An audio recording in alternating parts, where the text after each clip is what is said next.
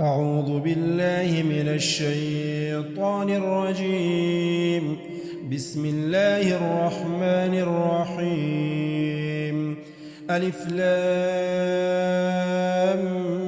ميم. ذلك الكتاب لا ريب فيه هدى للمتقين الذين يؤمنون بالغيب ويقيمون الصلاة ومما رزقناهم ينفقون والذين يؤمنون بما أنزل إليك وما أنزل من قبلك وبالآخرة هم يوقنون أولئك على هدى من ربهم وأولئك هم المفلحون. إن الذين كفروا سواء عليهم أنذرتهم أم لم تنذرهم لا يؤمنون. ختم الله على قلوبهم وعلى سمعهم وعلى أبصارهم غشاوة ولهم عذاب عظيم. ومن الناس من يقول آمنا بالله وباليوم الآخر وما هم بمؤمنين يخادعون الله والذين آمنوا وما يخدعون إلا أنفسهم وما يشعرون. في قلوبهم مرض فزادهم الله مرضا ولهم عذاب أليم بما كانوا يكذبون. وإذا قيل لهم لا تفسدوا في الأرض قالوا إنما نحن مصلحون ألا إنهم هم المفسدون ولكن لا يشعرون. وإذا قيل لهم آمنوا كما آمن الناس قالوا أنؤمن كما آمن السفهاء ألا إنهم هم السفهاء ولكن لا يعلمون. وإذا لقوا الذين آمنوا قالوا آمنا وإذا خلوا إلى شياطينهم قالوا إنا معكم إنما نحن مستهزئون. الله يستهزئ بهم ويمدهم في طغيانهم يعمهون. أولئك الذين اشتروا الضلالة بالهدى فما ربحت تجارتهم وما كانوا مهتدين. مثلهم كمثل الذي استوقد نارا فلما أضاءت ما حوله ذهب الله بنورهم وتركهم في ظلمات لا يبصرون. صم بكم عمي فهم لا يرجعون. أو كصيب من السماء فيه ظلمات ورعد وبرق يجعلون أصابعهم في آذانهم من الصواعق حذر الموت والله محيط بالكافرين. يكاد البرق يخطف أبصارهم كلما أضاء لهم مشوا فيه وإذا أظلم عليهم قاموا ولو شاء الله لذهب بسمعهم وأبصارهم إن الله على كل شيء قدير. يا أيها الناس اعبدوا ربكم الذي خلقكم والذين من قبلكم لعلكم تتقون. الذي جعل لكم الأرض فراشا والسماء بناء وأنزل من السماء ماء فأخرج به من الثمرات رزقا لكم فلا تجعلوا لله أندادا وأنتم تعلمون. وإن كنتم في ريب مما نزلنا على عبدنا فأتوا بسورة من مثله وادعوا شهداءكم من دون الله إن كنتم صادقين. فإن لم تفعلوا ولا تفعلوا فاتقوا النار التي وقودها الناس والحجارة أعدت للكافرين وبشر الذين آمنوا وعملوا الصالحات أن لهم جنات تجري من تحتها الأنهار كلما رزقوا منها من ثمرة رزقا قالوا هذا الذي رزقنا من قبل وأتوا به متشابها ولهم فيها أزواج مطهرة وهم فيها خالدون إن الله لا يستحي أن يضرب مثلا ما بعوضة فما فوقها فأما الذين آمنوا فيعلمون أنه الحق من ربهم وأما الذين كفروا فيقولون ماذا أراد الله بهذا مثلا يضل به كثيرا ويهدي به كثيرا وما يضل به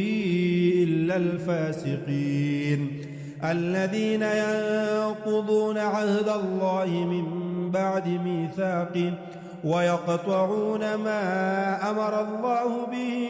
أن يوصل ويفسدون في الأرض أولئك هم الخاسرون كيف تكفرون بالله وكنتم أمواتا فأحياكم ثم يميتكم ثم يحييكم ثم إليه ترجعون هو الذي خلق لكم ما في الأرض جميعا ثم استوى إلى السماء فسواهن 7 سماوات وهو بكل شيء عليم وإذ قال ربك للملائكة إني جاعل في الأرض خليفة قالوا أتجعل فيها من يفسد فيها ويسفك الدماء ونحن نسبح بحمدك ونقدس لك قال إني أعلم ما لا تعلمون وعلم آدم الأسماء كلها ثم عرضهم على الملائكة فقال أنبئوني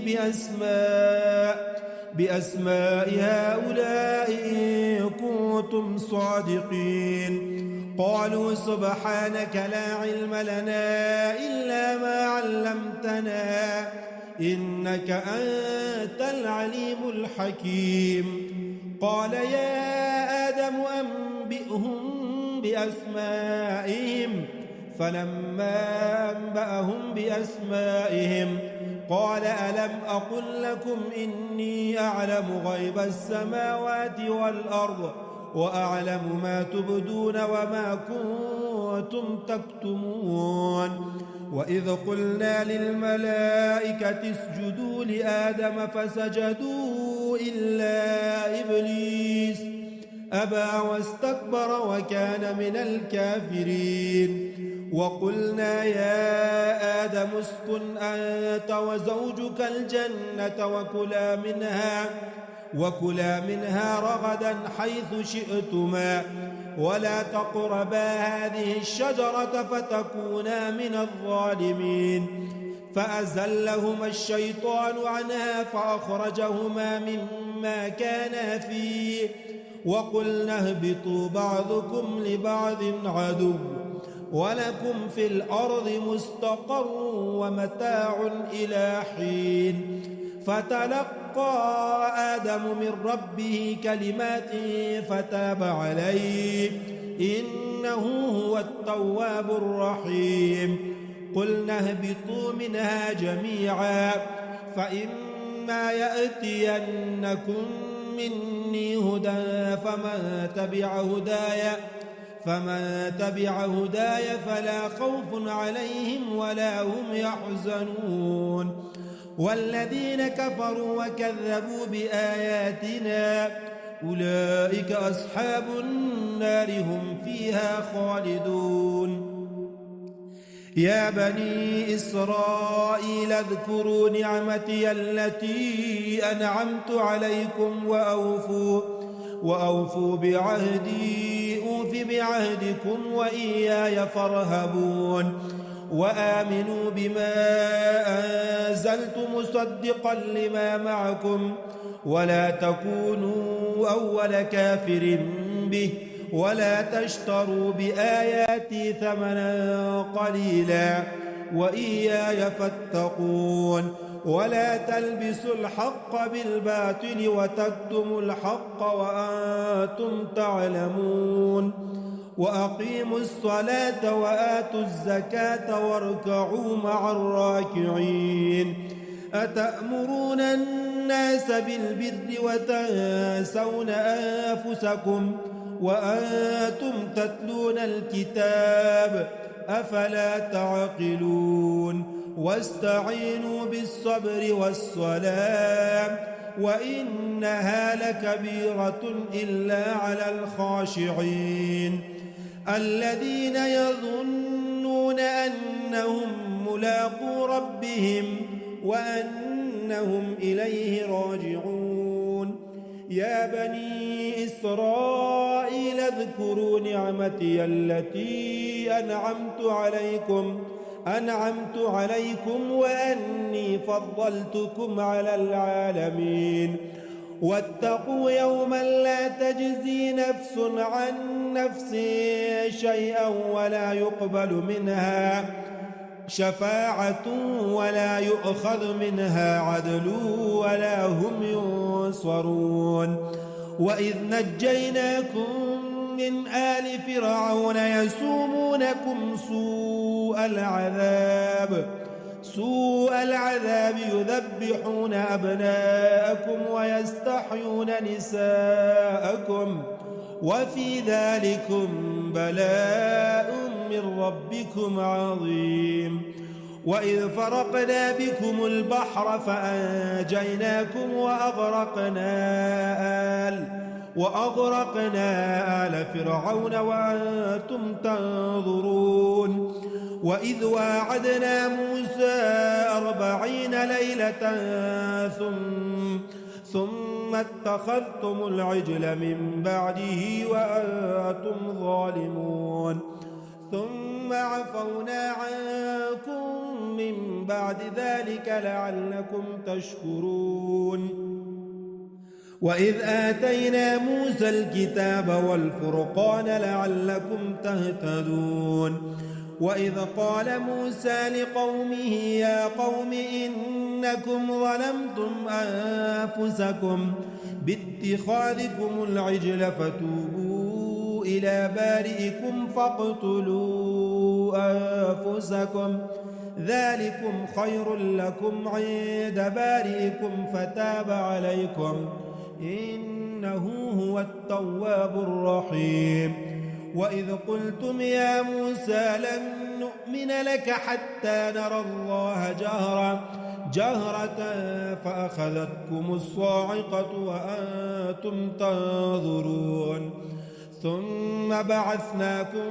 من بعد موتكم لعلكم تشكرون وظللنا عليكم الغمام وأنزلنا عليكم المن والسلوى كلوا من طيبات ما رزقناكم وما ظلمونا ولكن كانوا أنفسهم يظلمون وإذ قلنا ادخلوا هذه القرية فكلوا منها حيث شئتم رغدا وادخلوا الباب سجدا وقولوا حطة نغفر لكم خطاياكم وسنزيد المحسنين فبدل الذين ظلموا قولا غير الذي قيل لهم فأنزلنا على الذين ظلموا رجزا من السماء بما كانوا يفسقون وإذ استسقى موسى لقومه فقلنا اضرب بعصاك الحجر فانفجرت منه 12 عينا قد علم كل أناس مشربهم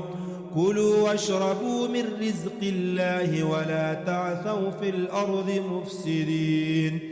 وإذ قلتم يا موسى لن نصبر على طعام واحد فادع لنا ربك يخرج لنا مما تنبت الأرض من بقلها وقثائها وفومها وعدسها وبصلها. قال أتستبدلون الذي هو أدنى بالذي هو خير؟ اهبطوا مصرا فإن لكم ما سألتم وضربت عليهم الذلة والمسكنة وباءوا بغضب من الله، ذلك بأنهم كانوا يكفرون بآيات الله ويقتلون النبيين بغير الحق، ذلك بما عصوا وكانوا يعتدون. إن الذين آمنوا والذين هادوا والنصارى والصابئين من آمن بالله واليوم الآخر وعمل صالحا فلهم أجرهم عند ربهم ولا خوف عليهم ولا هم يحزنون. وإذ أخذنا ميثاقكم ورفعنا فوقكم الطور خذوا ما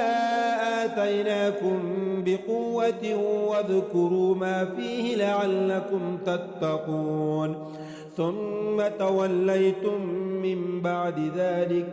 فلولا فضل الله عليكم ورحمته لكنتم من الخاسرين. ولقد علمتم الذين اعتدوا منكم في السبت فقلنا لهم كونوا قردة خاسئين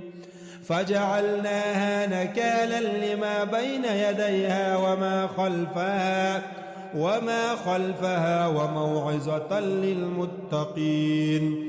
وإذ قال موسى لقومه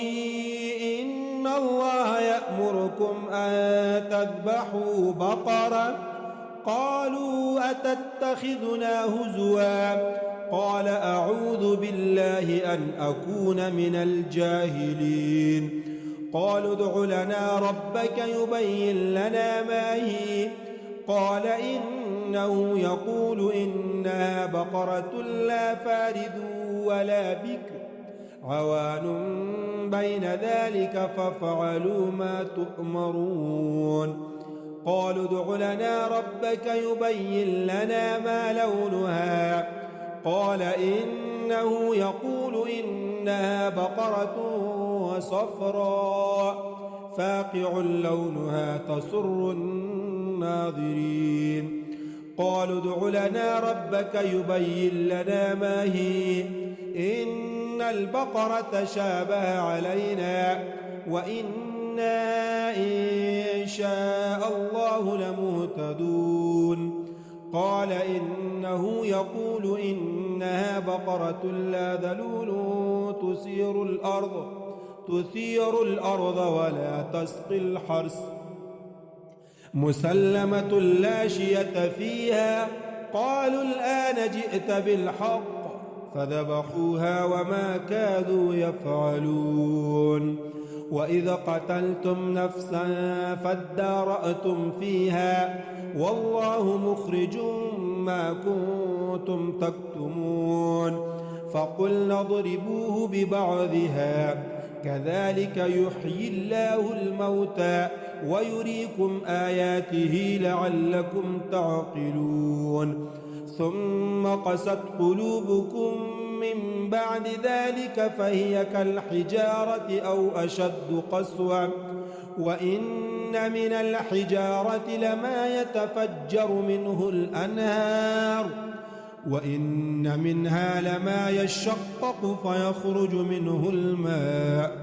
وإن منها لما يهبط من خشية الله وما الله بغافل عما تعملون. أفتطمعون أن يؤمنوا لكم وقد كان فريق منهم يسمعون كلام الله ثم ثم يحرفونه من بعد ما عقلوه وهم يعلمون. وإذا لقوا الذين آمنوا قالوا آمنا وإذا خلا بعضهم إلى بعض قالوا أتحدثونهم بما فتح الله عليكم ليحاجوكم به عند ربكم أفلا تعقلون. أولا يعلمون أن الله يعلم ما يسرون وما يعلنون. ومنهم أميون لا يعلمون الكتاب إلا أماني وإن هم إلا يظنون. فويل للذين يكتبون الكتاب بأيديهم ثم يقولون هذا من عند الله ليشتروا به ثمنا قليلا فويل لهم مما كتبت أيديهم وويل لهم مما يكسبون. وقالوا لن تمسنا النار إلا أياما معدودة قل أتخذتم عند الله عهدا فلن يخلف الله عهده أم تقولون على الله ما لا تعلمون. بلى من كسب سيئة وأحاطت به خطيئته فأولئك أصحاب النار هم فيها خالدون. والذين آمنوا وعملوا الصالحات أولئك أصحاب الجنة هم فيها خالدون. وإذ أخذنا ميثاق بني إسرائيل لا تعبدون إلا الله وبالوالدين إحسانا وذي القربى واليتامى والمساكين وقولوا للناس حسنا وأقيموا الصلاة وآتوا الزكاة ثم توليتم إلا قليلا منكم وأنتم معرضون. وإذ أخذنا ميثاقكم لا تسفكون دماءكم ولا تخرجون أنفسكم من دياركم ثم أقررتم وأنتم تشهدون ثم أنتم هؤلاء تقتلون أنفسكم وتخرجون فريقا منكم من ديارهم تظاهرون عليهم بالإثم والعدوان وإن يأتوكم أسارى تفادوهم وهو محرم عليكم إخراجهم أفتؤمنون ببعض الكتاب وتكفرون ببعض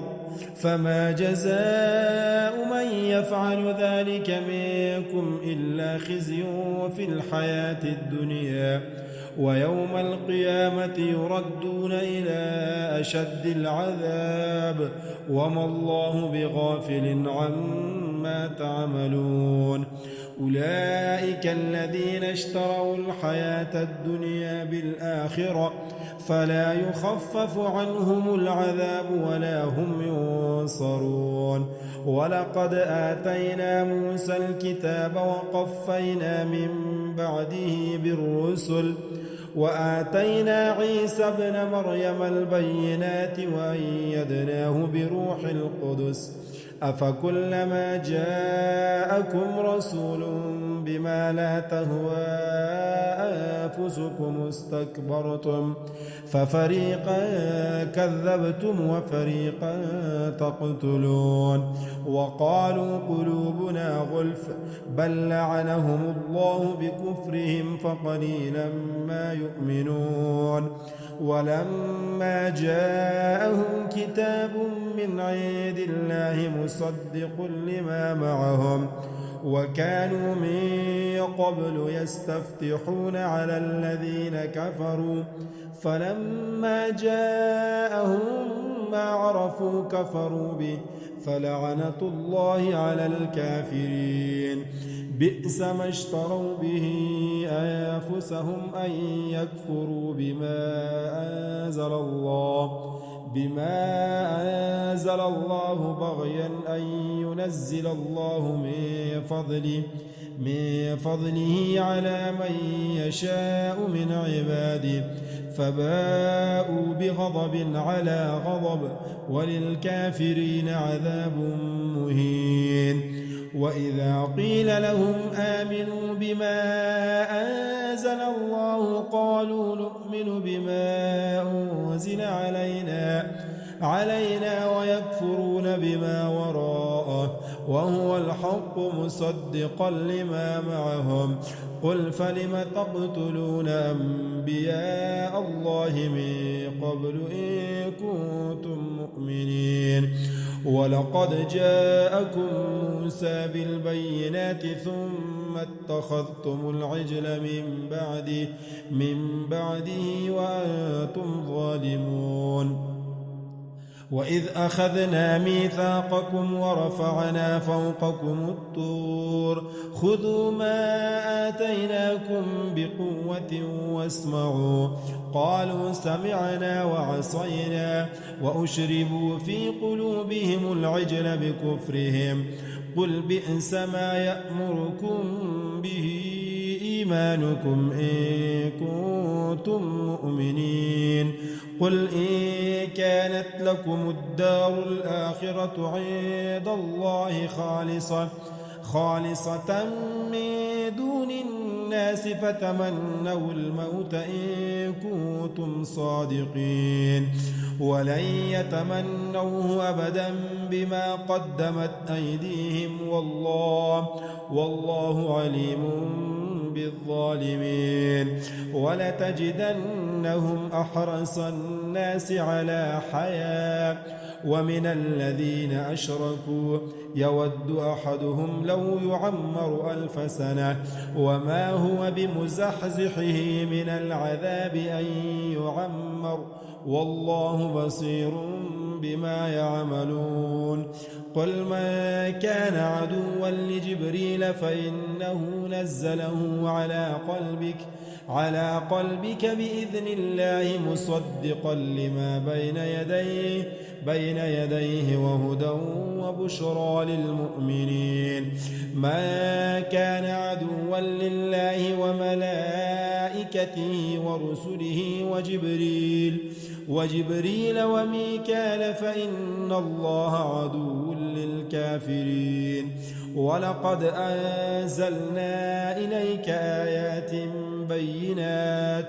وما يكفر بها إلا الفاسقون. أو كلما عاهدوا عهدا نبذه فريق منهم بل أكثرهم لا يؤمنون. ولما جاءهم رسول من عند الله مصدق لما معهم نبذ فريق من الذين أوتوا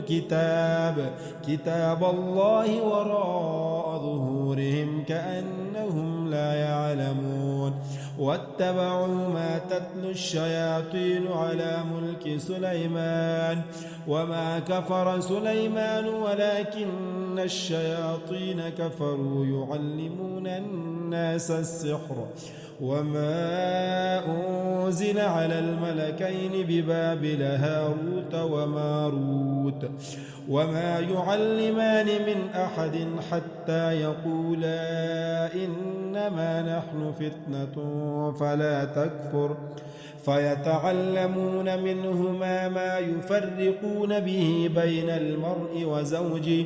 وما هم بضارين به من أحد إلا بإذن الله ويتعلمون ما يضرهم ولا ينفعهم ولقد علموا لمن اشتراه ما له في الآخرة من خلاق ولبئس ما شروا به أنفسهم لو كانوا يعلمون ولو أنهم آمنوا واتقوا لمثوبة من عند الله خير لو كانوا يعلمون يا أيها الذين آمنوا لا تقولوا راعنا وقولوا انظرنا واسمعوا وللكافرين عذاب أليم ما يود الذين كفروا من أهل الكتاب ولا المشركين أن ينزل عليكم من خير من ربكم والله يختص برحمته من يشاء والله ذو الفضل العظيم ما ناسخ من آية أو ننسها نأت بخير منها أو مثلها ألم تعلم أن الله على كل شيء قدير ألم تعلم أن الله له ملك السماوات والأرض وما لكم من دون الله من ولي ولا نصير أم تريدون أن تسألوا رسولكم كما سئل موسى من قبل ومن يتبدل الكفر بالإيمان فقد ضل سواء السبيل ود كثير من أهل الكتاب لو يردونكم من بعد إيمانكم كفارا حسدا من عند أنفسهم من بعد ما تبين لهم الحق فاعفوا واصفحوا حتى يأتي الله بأمره إن الله على كل شيء قدير وأقيموا الصلاة وآتوا الزكاة وما تقدموا لأنفسكم من خير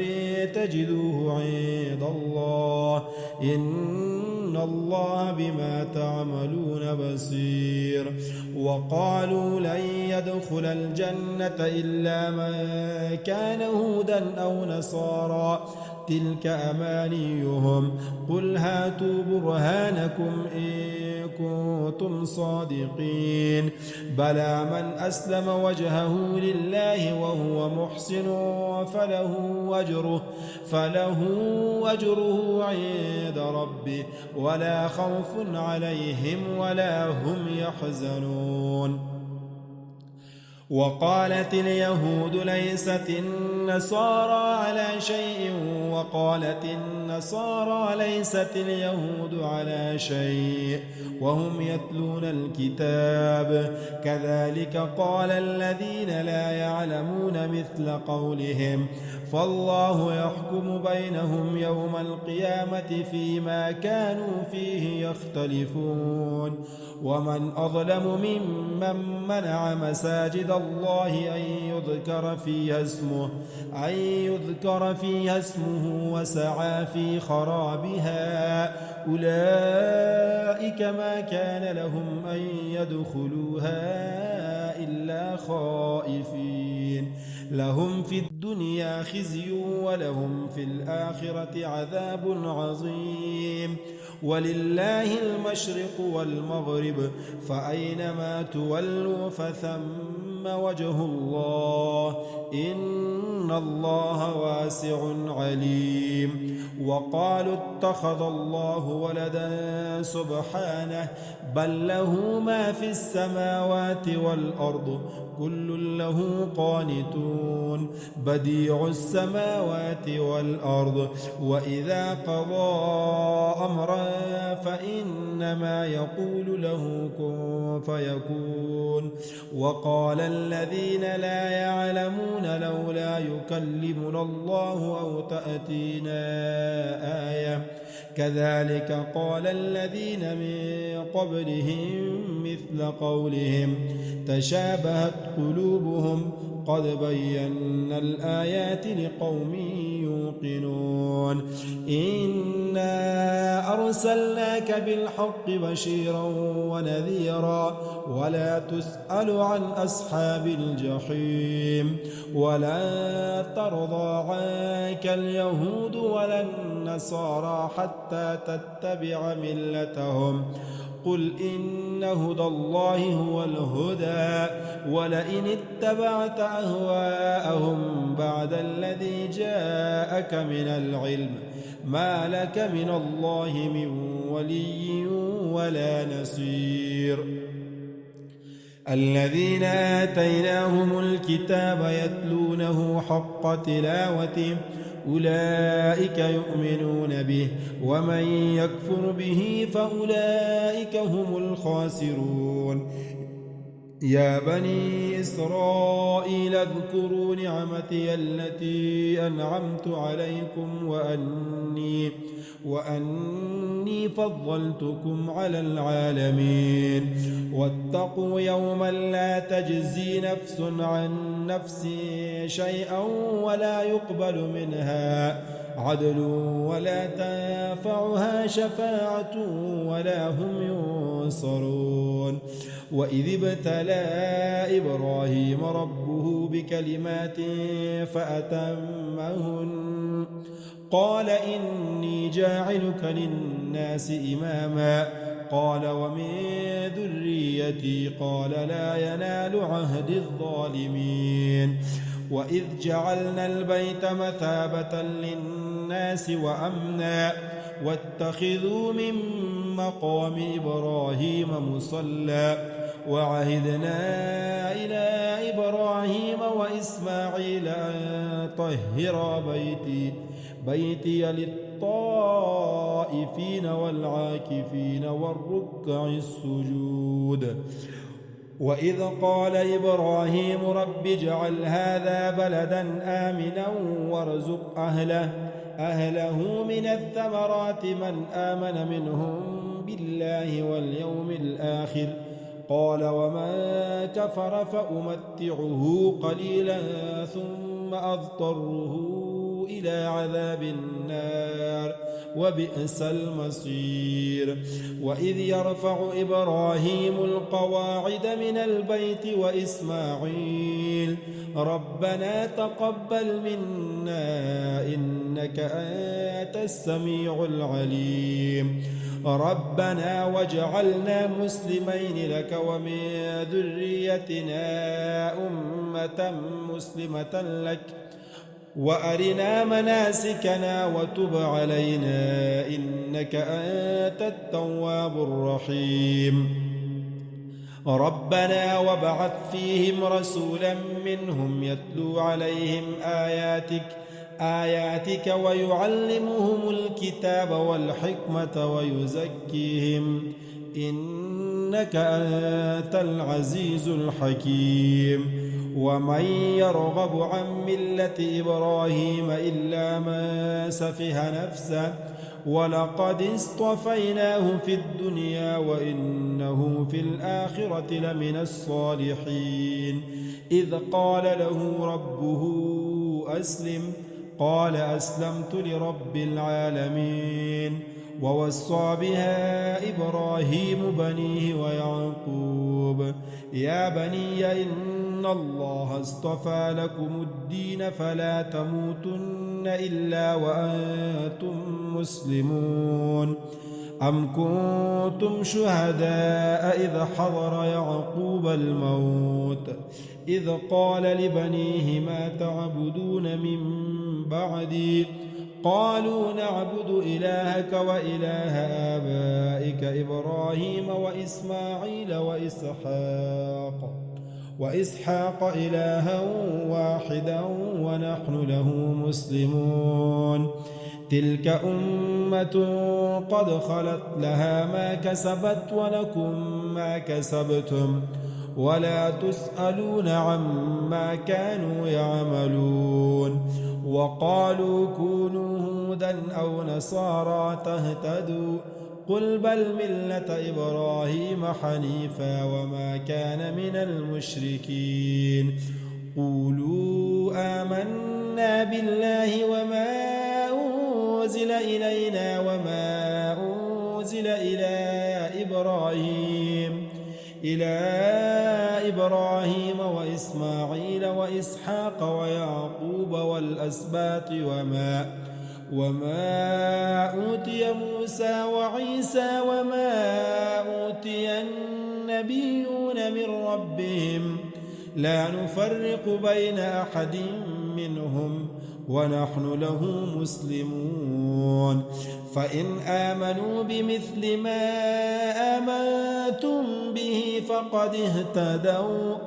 وإن تولوا فإنما هم في شقاق فسيكفيكهم الله وهو السميع العليم صبغة الله ومن أحسن من الله صبغة ونحن له عابدون قل أتحاجوننا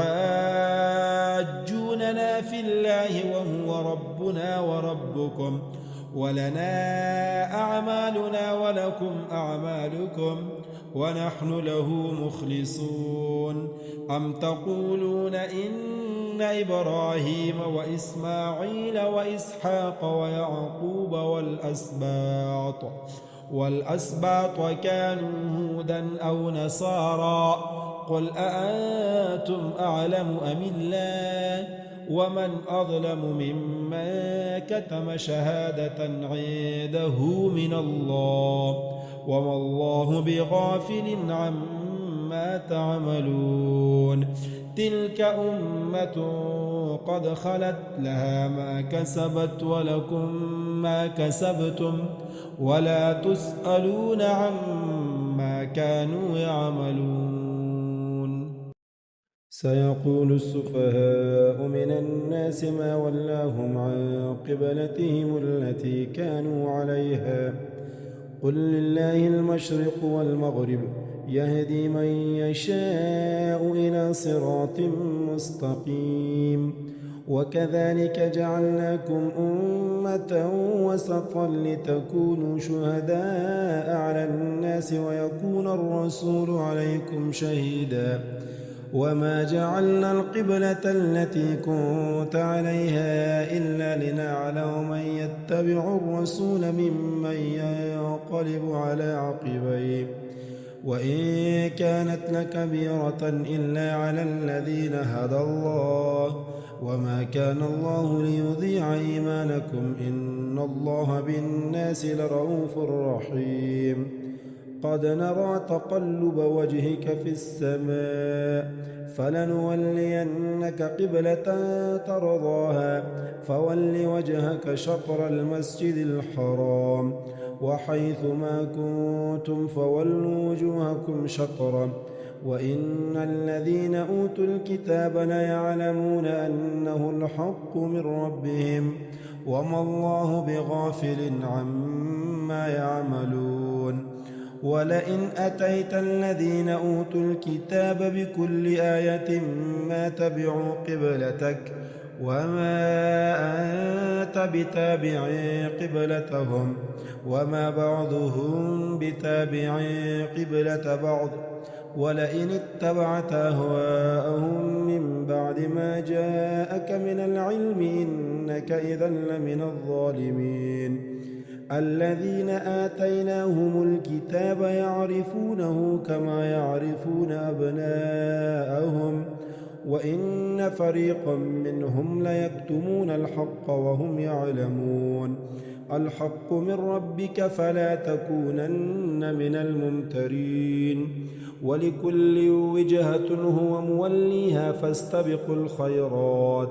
أينما تكونوا يأت بكم الله جميعا إن الله على كل شيء قدير ومن حيث خرجت فول وجهك شطر المسجد الحرام وإنه للحق من ربك وما الله بغافل عما تعملون ومن حيث خرجت فول وجهك شطر المسجد الحرام وحيث ما كنتم فولوا وجوهكم شطره لئلا يكون للناس عليكم حجة إلا الذين ظلموا منهم فلا تخشوهم واخشوني ولأتم نعمتي عليكم ولعلكم تهتدون كما أرسلنا فيكم رسولا منكم يتلو عليكم آياتنا ويزكيكم ويعلمكم الكتاب والحكمة ويعلمكم ما لم تكونوا تعلمون فاذكروني أذكركم واشكروا لي ولا تكفرون يا أيها الذين آمنوا استعينوا بالصبر والصلاة إن الله مع الصابرين ولا تقولوا لمن يقتل في سبيل الله أموات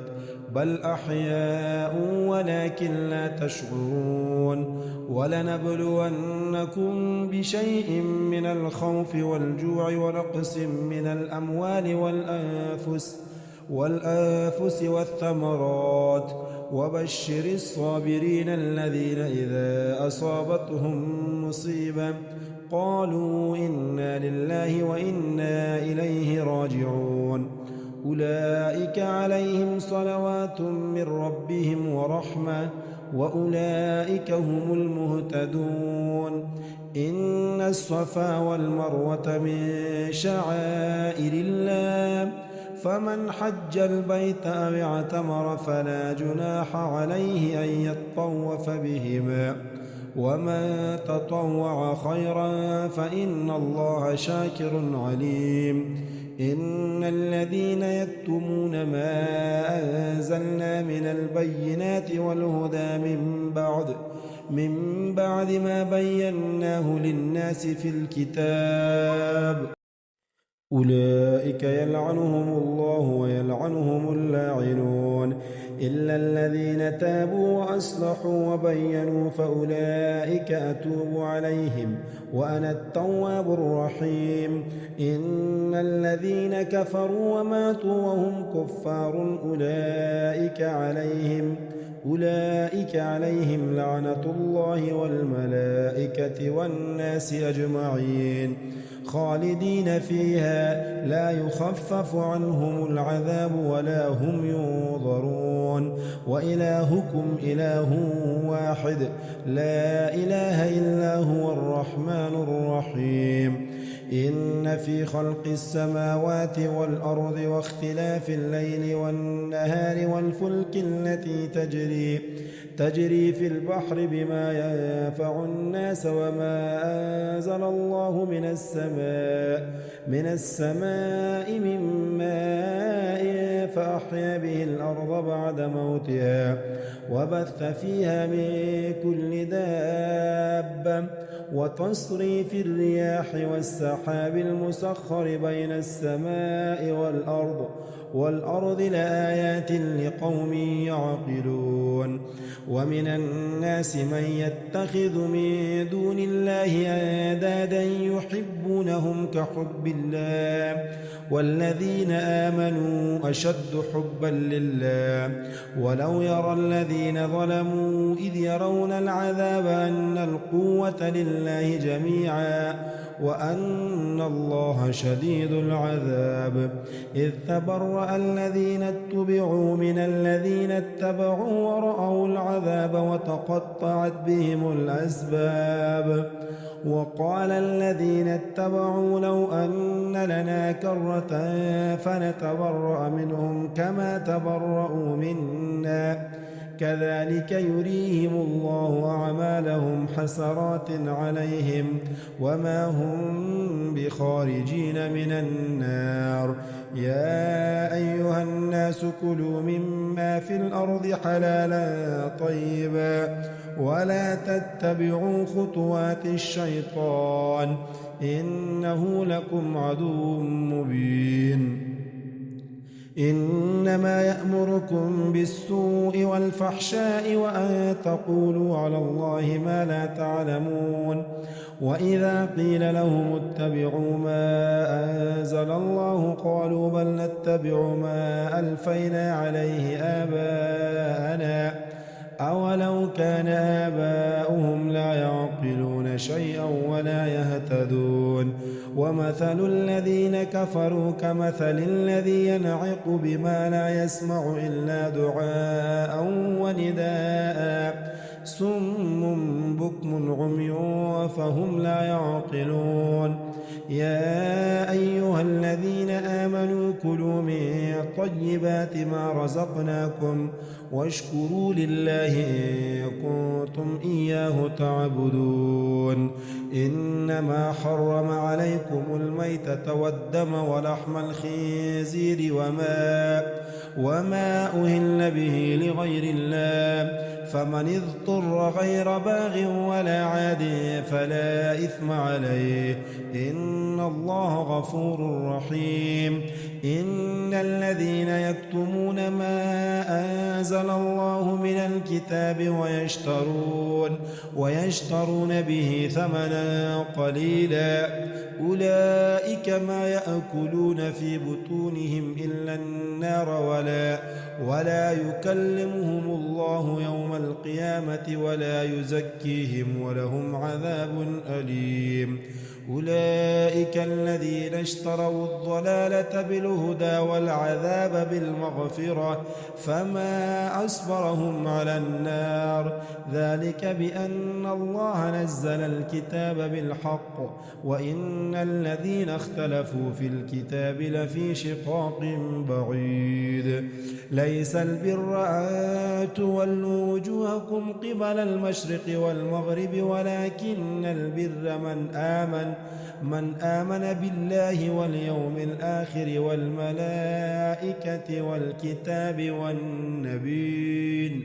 وآتى المال على حبه ذوي القربى واليتامى والمساكين وابن السبيل والسائلين وفي الرقاب وأقام الصلاة وآتى الزكاة والموفون بعهدهم إذا عاهدوا والصابرين في البأساء والضراء وحين البأس أولئك الذين صدقوا وأولئك هم المتقون يا أيها الذين آمنوا كتب عليكم القصاص في القتلى الحر بالحر والعبد بالعبد والأنثى بالأنثى فمن عفي له من أخيه شيء فاتباع بالمعروف وأداء إليه بإحسان ذلك تخفيف من ربكم ورحمة فمن اعتدى بعد ذلك فله عذاب أليم ولكم في القصاص حياة يا أولي الألباب لعلكم تتقون كتب عليكم إذا حضر أحدكم الموت إن ترك خيرا الوصية للوالدين والأقربين بالمعروف حقا على المتقين فمن بدله بعدما سمعه فإنما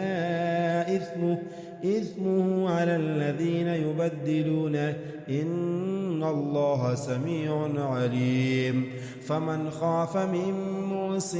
جنفا أو إثما فأصلح بينهم فلا إثم عليه إن الله غفور رحيم يا أيها الذين آمنوا كتب عليكم الصيام كما كتب على الذين من قبلكم لعلكم تتقون أياما معدودات فمن كان منكم مريضا أو على سفر فعدة من أيام أخر، وعلى الذين يطيقونه فدية طعام مسكين، فمن تطوع خيرا فهو خير له، وأن تصوموا خير لكم إن كنتم تعلمون. شهر رمضان الذي أنزل فيه القرآن هدى للناس وبينات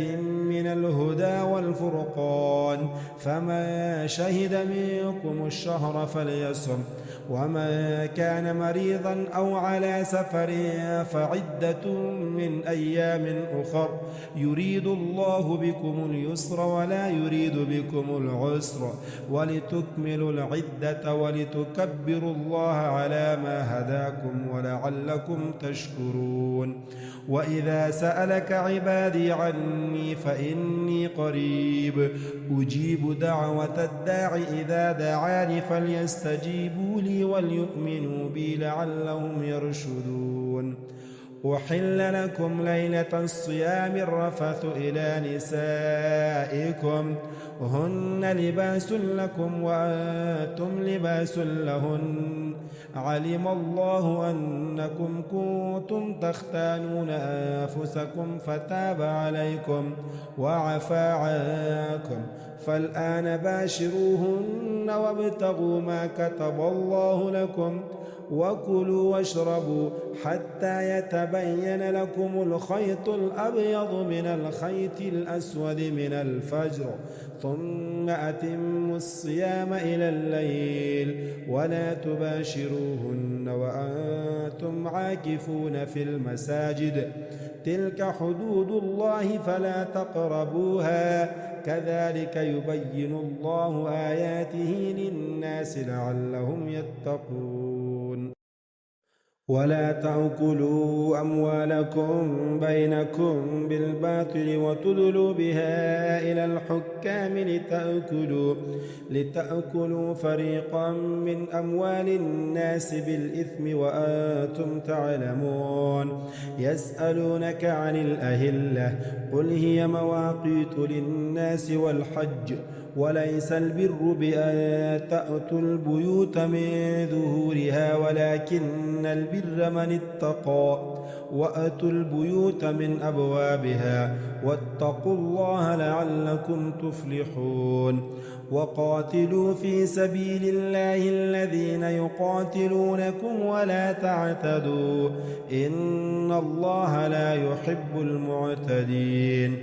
واقتلوهم حيث ثقفتموهم وأخرجوهم من حيث أخرجوكم،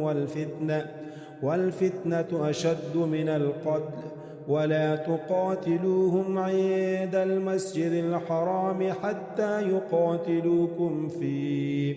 فإن قاتلوكم فاقتلوهم، كذلك جزاء الكافرين. فإن انتهوا فإن الله غفور رحيم. وقاتلوهم حتى لا تكون فتنة ويكون الدين لله، فإن انتهوا فلا عدوان إلا على الظالمين.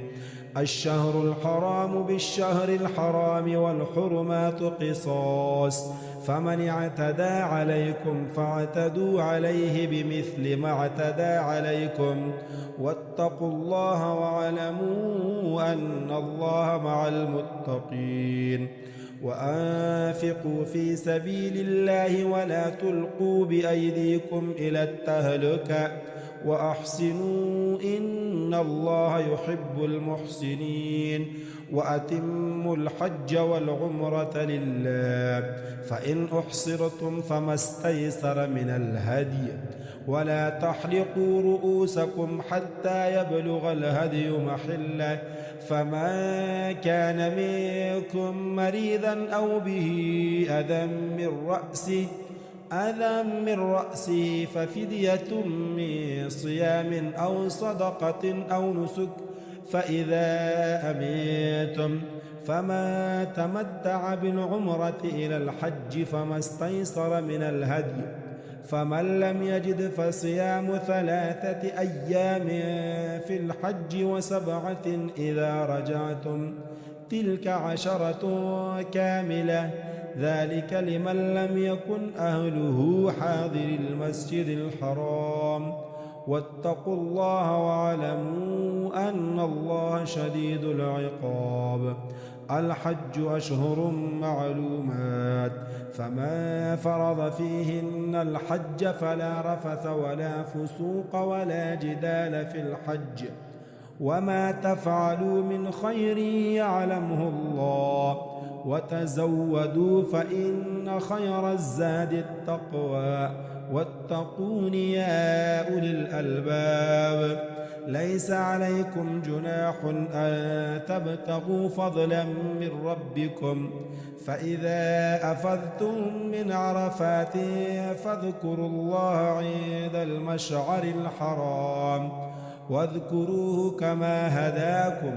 وإن كنتم من قبله لمن الضالين. ثم أفيضوا من حيث أفاض الناس واستغفروا الله إن الله غفور رحيم. فإذا قضيتم مناسككم فاذكروا الله كذكركم آباءكم أو أشد ذكرا. فمن الناس من يقول ربنا آتنا في الدنيا وما له في الآخرة من خلاق ومنهم من يقول ربنا آتنا في الدنيا حسنة وفي الآخرة حسنة وقنا عذاب النار. أولئك لهم نصيب مما كسبوا والله سريع الحساب. واذكروا الله في أيام معدودات فمن تعجل في يومين فلا إثم عليه ومن تأخر فلا إثم عليه لمن اتقى واتقوا الله واعلموا أنكم إليه تحشرون. ومن الناس من يعجبك قوله في الحياة الدنيا ويشهد الله على ما في قلبه وهو ألد الخصام وإذا تولى سعى في الأرض ليفسد فيها ويهلك الحرث والنسل والله لا يحب الفساد. وإذا قيل له اتق الله أخذته العزة بالإثم فحسبه جهنم ولبئس المهاد. ومن الناس من يشري نفسه ابتغاء مرضات الله والله رؤوف بالعباد. يا أيها الذين آمنوا ادخلوا في السلم كافة ولا تتبعوا خطوات الشيطان إنه لكم عدو مبين. فإن زللتم من بعد ما جاءتكم البينات فاعلموا أن الله عزيز حكيم. هل ينظرون إلا أن يأتيهم الله في ظلل من الغمام والملائكة وقضي الأمر وإلى الله ترجع الأمور. سل بني إسرائيل كم آتيناهم من آية بينة ومن يبدل نعمة الله من بعد ما جاءته فإن الله شديد العقاب. زين للذين كفروا الحياة الدنيا ويسخرون من الذين آمنوا والذين اتقوا فوقهم يوم القيامة والله يرزق من يشاء بغير حساب. كان الناس أمة واحدة فبعث الله النبيين مبشرين ومنذرين وأنزل معهم الكتاب بالحق ليحكم بين الناس فيما اختلفوا فيه وما اختلف فيه إلا الذين أوتوه من بعد ما جاءتهم البينات بغيا بينهم فهدى الله الذين آمنوا لما اختلفوا فيه من الحق بإذنه والله يهدي من يشاء إلى صراط مستقيم أم حسبتم أن تدخلوا الجنة ولما يأتكم مثل الذين خلوا من قبلكم مستهم البأساء والضراء وزلزلوا حتى يقول الرسول والذين آمنوا معه متى نصر الله ألا إن نصر الله قريب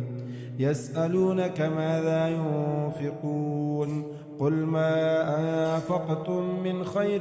فللوالدين والأقربين واليتامى والمساكين وابن السبيل وما تفعلوا من خير فإن الله به عليم كتب عليكم القتال وهو كره لكم وعسى أن تكرهوا شيئا وهو خير لكم وعسى أن تحبوا شيئا وهو شر لكم والله يعلم وأنتم لا تعلمون يسألونك عن الشهر الحرام قتال فيه قل قتال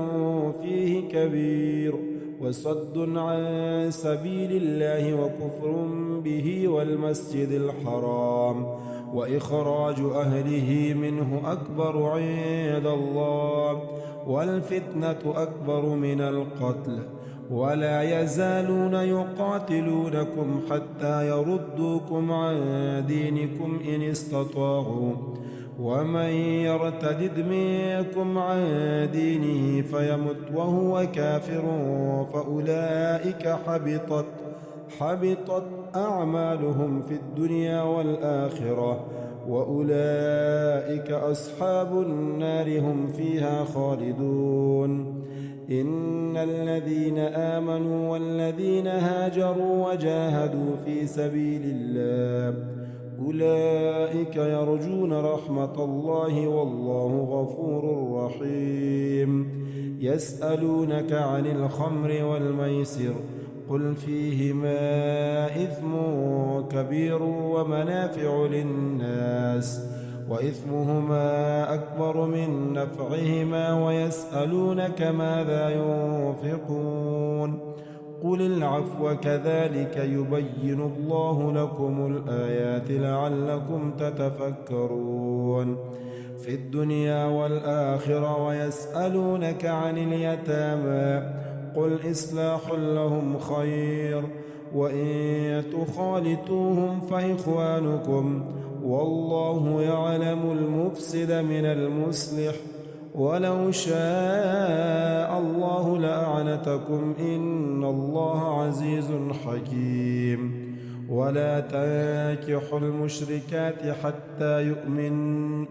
ولأمة مؤمنة خير من مشركة ولو أعجبتكم ولا تنكحوا المشركين حتى يؤمنوا ولعبد مؤمن خير من مشرك ولو أعجبكم أولئك يدعون إلى النار والله يدعو إلى الجنة والمغفرة بإذنه ويبين آياته للناس لعلهم يتذكرون ويسألونك عن المحيض قل هو أذى فاعتزلوا النساء في المحيض ولا تقربوهن حتى يطهرن فإذا تطهرن فأتوهن من حيث أمركم الله إن الله يحب التوابين ويحب المتطهرين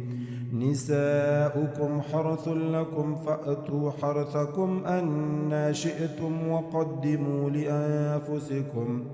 واتقوا الله واعلموا أنكم ملاقوه وبشر المؤمنين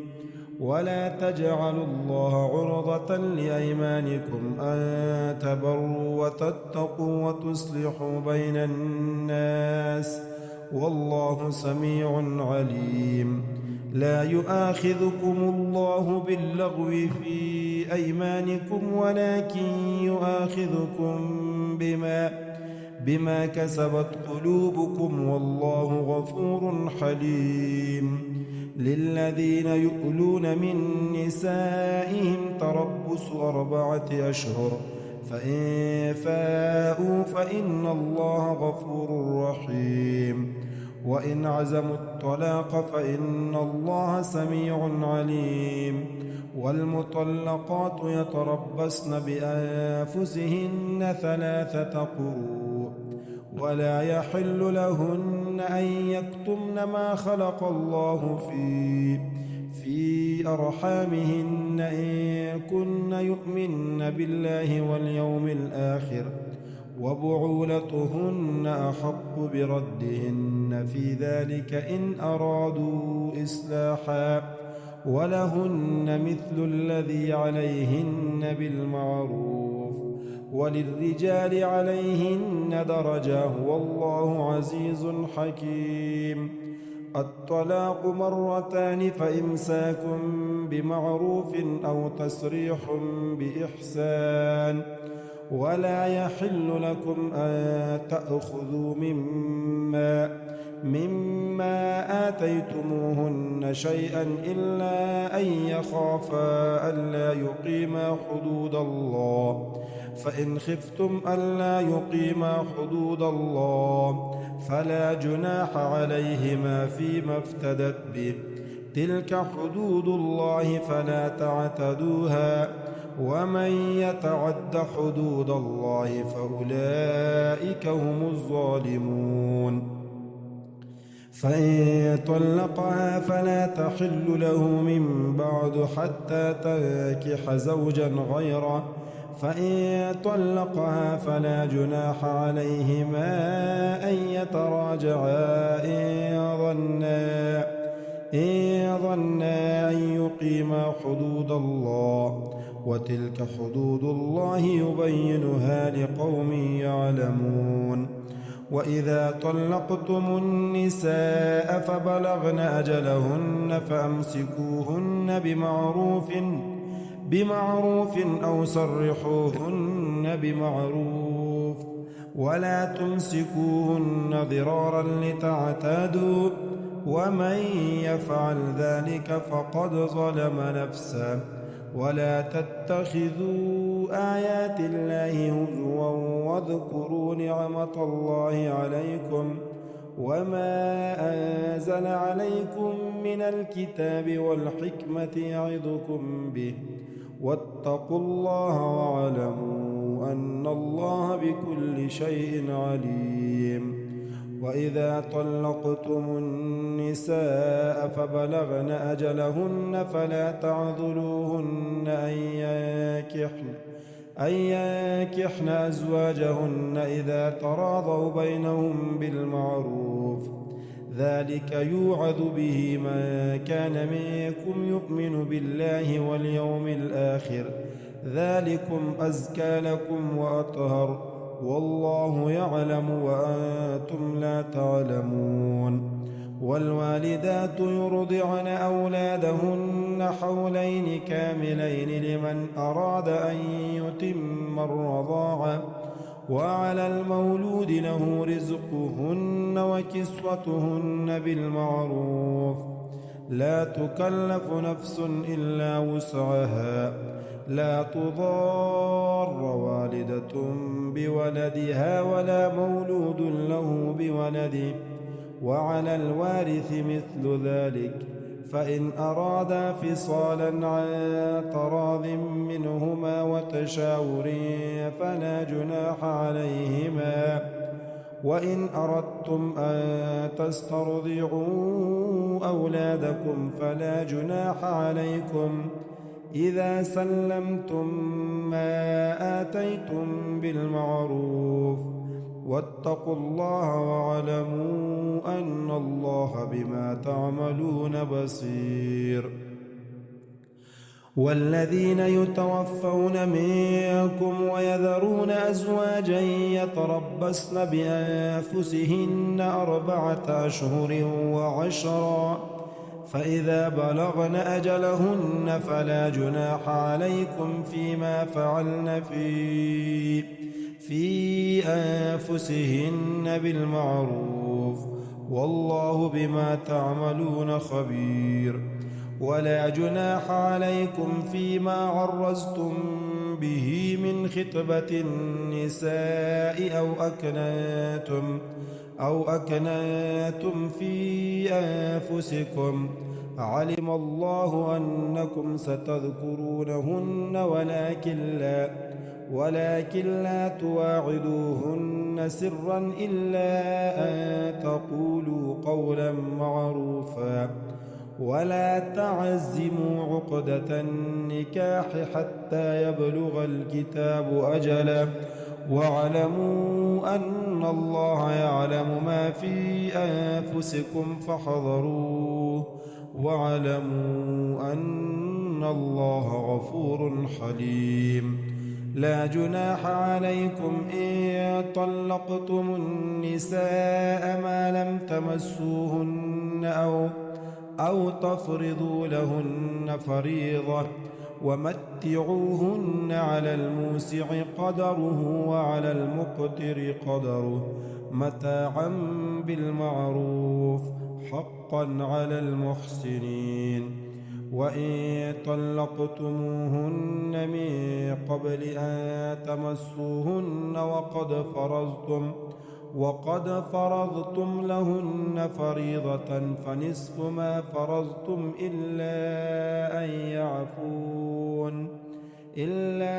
يعفون أو يعفو الذي بيده عقدة النكاح،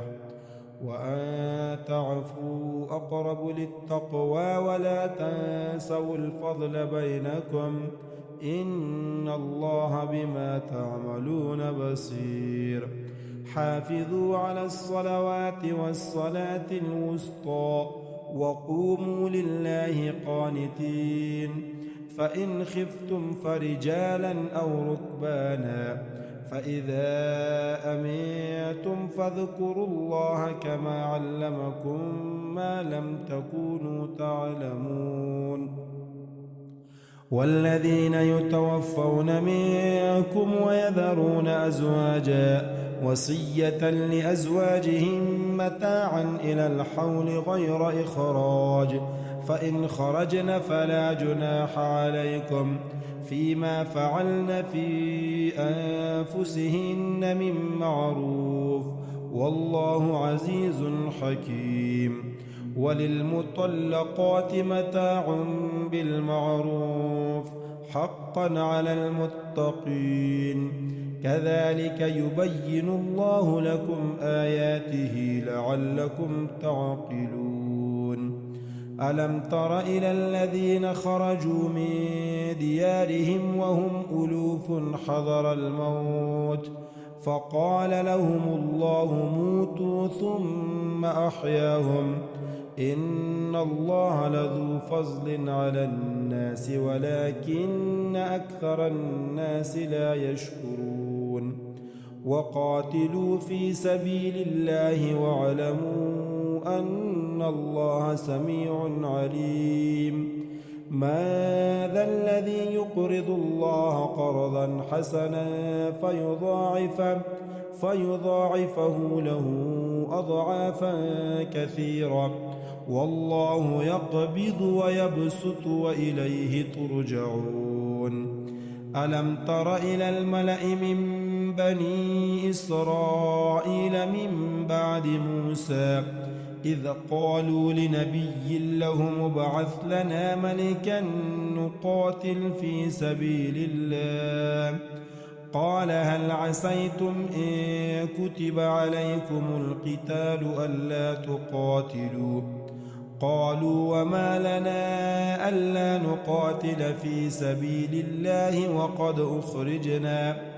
وقد أخرجنا من ديارنا وأبنائنا، فلما كتب عليهم القتال تولوا إلا قليلا منهم والله عليم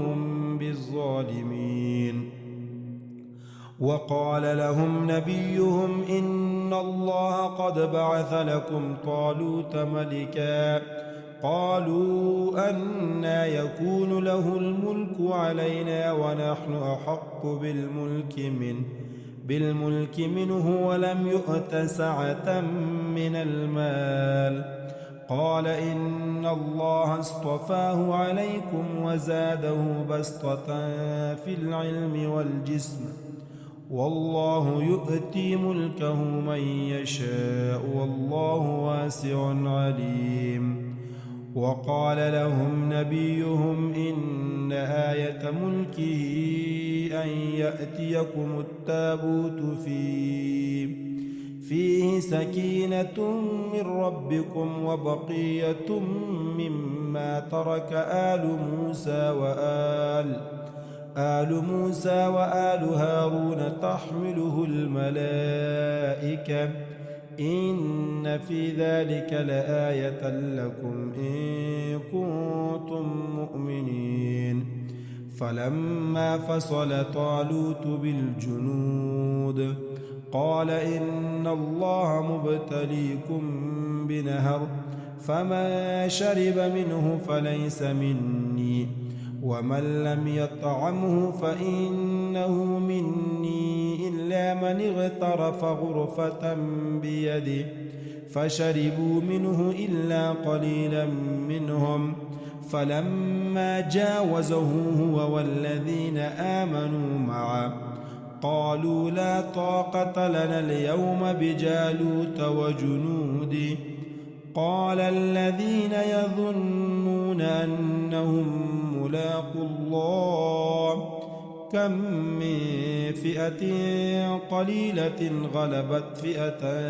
كثيرة بإذن الله والله مع الصابرين. ولما برزوا لجالوت وجنوده قالوا ربنا أفرغ علينا صبرا وثبت أقدامنا وانصرنا على القوم الكافرين. فهزموهم بإذن الله. وقتل داود جالوت وآتاه الله الملك والحكمة وعلمه مما يشاء. ولولا دفع الله الناس بعضهم ببعض لفسدت الأرض ولكن الله ذو فضل على العالمين. تلك آيات الله نتلوها عليك بالحق وإنك لمن المرسلين. تلك الرسل فضلنا بعضهم على بعض منهم من كلم الله ورفع بعضهم درجات وآتينا عيسى ابن مريم البينات وأيدناه بروح القدس. ولو شاء الله ما اقتتل الذين من بعد ما جاءتهم البينات ولكن اختلفوا فمنهم من آمن ومنهم من كفر. ولو شاء الله ما اقتتلوا ولكن الله يفعل ما يريد. يا أيها الذين آمنوا أنفقوا مما رزقناكم من قبل أن يأتي يوم لا بيع فيه ولا خلة ولا شفاعة والكافرون هم الظالمون. الله لا إله إلا هو الحي القيوم لا تأخذه سنة ولا نوم له ما في السماوات وما في الأرض. ما ذا الذي يشفع عنده إلا بإذنه يعلم ما بين أيديهم وما خلفهم ولا يحيطون بشيء من علمه إلا بما شاء وسع كرسيه السماوات والأرض ولا يؤوده حفظهما وهو العلي العظيم لا إكراه في الدين قد تبين الرشد من الغي فمن يكفر بالطاغوت ويؤمن بالله فقد استمسك بالعروة الوثقى لا انفصام لها والله سميع عليم الله ولي الذين آمنوا يخرجهم من الظلمات إلى النور والذين كفروا أولياؤهم الطاغوت يخرجونهم من النور إلى الظلمات أولئك أصحاب النار هم فيها خالدون ألم تر إلى الذي حاج إبراهيم في ربه أن آتاه الله الملك إذ قال إبراهيم ربي الذي يحيي ويميت قال أنا أحيي وأميت قال إبراهيم فإن الله يأتي بالشمس من المشرق فأت بها من المغرب فبهت الذي كفر والله لا يهدي القوم الظالمين أو كالذي مر على قرية وهي خاوية على عروشها قال أنى يحيي هذه الله بعد موتها فأماته الله 100 عام ثم بعثه قال كم لبثت قال لبثت يوما أو بعض يوم قال بل لبثت 100 عام فانظر إلى طعامك وشرابك لم يتسنه وانظر إلى حمارك ولنجعلك آية للناس وانظر إلى العظام كيف ننشزها ثم نكسوها لحما فلما تبين له قال أعلم أن الله على كل شيء قدير وإذ قال إبراهيم رب أرني كيف تحيي الموتى قال أولم تؤمن قال بلى ولكن ليطمئن قلبي قال فخذ 4 من الطير فسرهن إليك ثم اجعل على كل جبل منهن جزءا ثم ادعهن يأتينك سعيا واعلم أن الله عزيز حكيم مثل الذين ينفقون أموالهم في سبيل الله كمثل حبة أنبتت 7 سنابل في كل سنبلة 100 حبة والله يضاعف لمن يشاء والله واسع عليم الذين ينفقون أموالهم في سبيل الله ثم لا يتبعون ما أنفقوا منا ولا أذى لهم أجرهم عند ربهم ولا خوف عليهم ولا هم يحزنون قول معروف ومغفرة خير من صدقة يتبعها أذى والله غني حليم يا أيها الذين آمنوا لا تبطلوا صدقاتكم بالمن والأذى كالذي ينفق ماله رئاء الناس ولا يؤمن بالله واليوم الآخر فمثله كمثل صفوان عليه تراب فأصابه وابل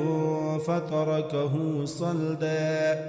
لا يقدرون على شيء مما كسبوا والله لا يهدي القوم الكافرين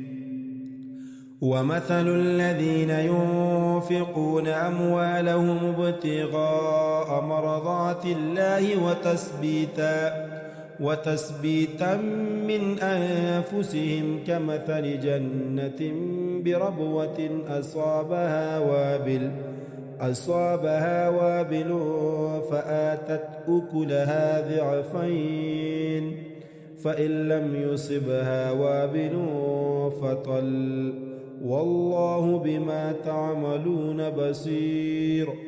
أيود أحدكم أن تكون له جنة من نخيل وأعناب تجري من تحتها الأنهار له فيها من كل الثمرات وأصابه الكبر وله ذرية ضعفاء فأصابها إعصار فيه نار فاحترقت كذلك يبين الله لكم الآيات لعلكم تتفكرون يا أيها الذين آمنوا أنفقوا من طيبات ما كسبتم ومما أخرجنا لكم من الأرض ولا تيمموا الخبيث منه تنفقون ولستم بآخذيه إلا أن تغمضوا فيه واعلموا أن الله غني حميد الشيطان يعدكم الفقر ويأمركم بالفحشاء والله يعدكم مغفرة منه وفضلا والله واسع عليم يؤتي الحكمة من يشاء ومن يؤت الحكمة فقد أوتي خيرا كثيرا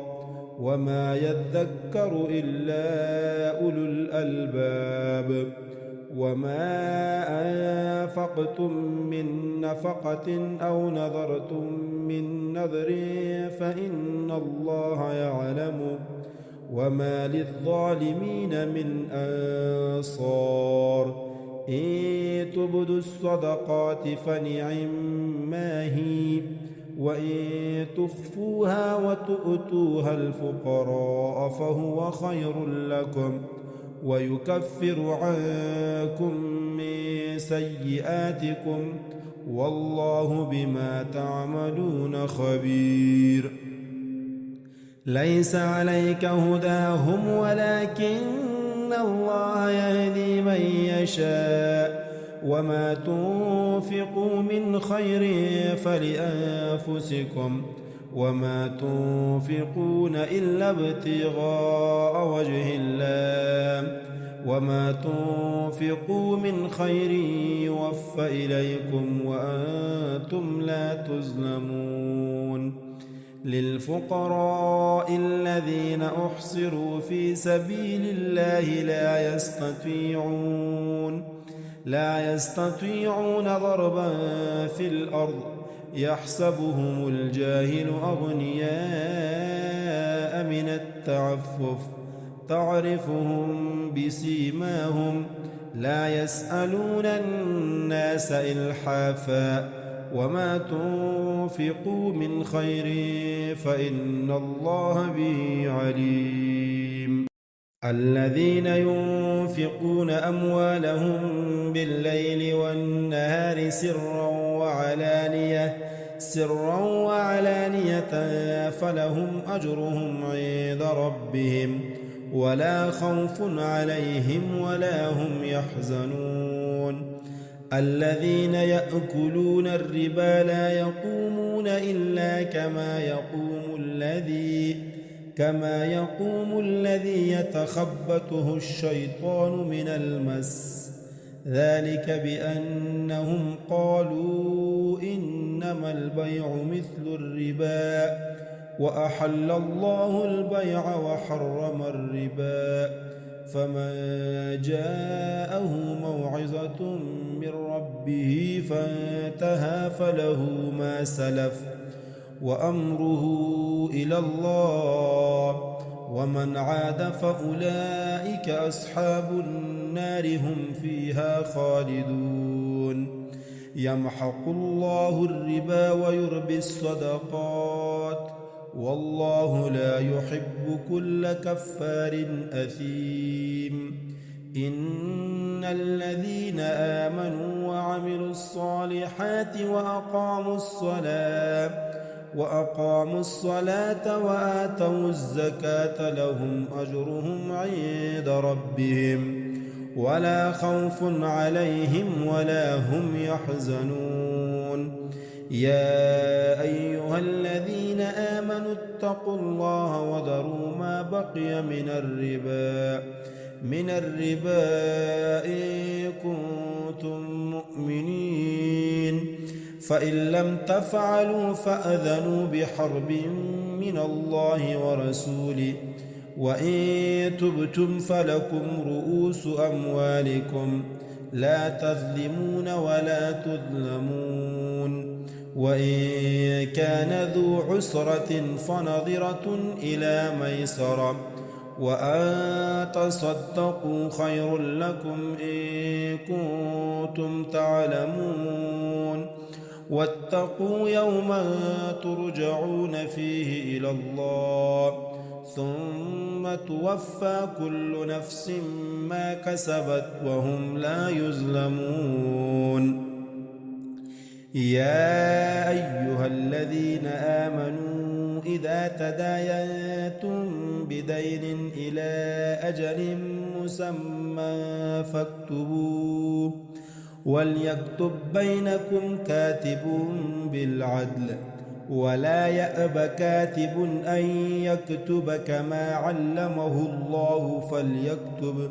وليملل الذي عليه الحق وليتق الله ربه ولا يبخس منه شيئا فإن كان الذي عليه الحق سفيها أو ضعيفا أو لا يستطيع أن يمله فليملل وليه بالعدل واستشهدوا شهيدين من رجالكم فإن لم يكونا رجلين فرجل وامرأتان ممن ترضون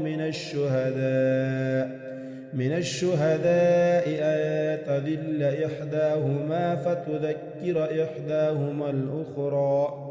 ولا يأبى الشهداء إذا ما دعوا ولا تسأموا أن تكتبوه صغيرا أو كبيرا إلى أجله ذلكم أقسط عند الله وأقوم للشهادة وأدنى ألا ترتابوا إلا أن تكون تجارة حاضرة تديرونها بينكم فليس عليكم جناح ألا تكتبوها وأشهدوا إذا تبايعتم ولا يضار كاتب ولا شهيد وإن تفعلوا فإنه فسوق بكم واتقوا الله ويعلمكم الله والله بكل شيء عليم وإن كنتم على سفر ولم تجدوا كاتبا فرهان مقبوضا فإن أمن بعضكم بعضا فليؤد الذي اؤتمن أمانته وليتق الله ربه ولا تكتموا الشهادة ومن يكتمها فإنه آثم قلبه والله بما تعملون عليم لله ما في السماوات وما في الأرض وإن تبدوا ما في أنفسكم أو تخفوه يحاسبكم به الله فيغفر لمن يشاء ويعذب من يشاء والله على كل شيء قدير. آمن الرسول بما أنزل إليه من ربه والمؤمنون كل آمن بالله وملائكته وكتبه ورسله لا نفرق بين أحد من رسله وقالوا سمعنا وأطعنا غفرانك ربنا وإليك المصير. لا يكلف الله نفسا إلا وسعها لها ما كسبت وعليها ما اكتسبت ربنا لا تؤاخذنا إن نسينا أو أخطأنا ربنا ولا تحمل علينا إصرا كما حملته على الذين من قبلنا ربنا ولا تحملنا ما لا طاقة لنا به واعف عنا واغفر لنا وارحمنا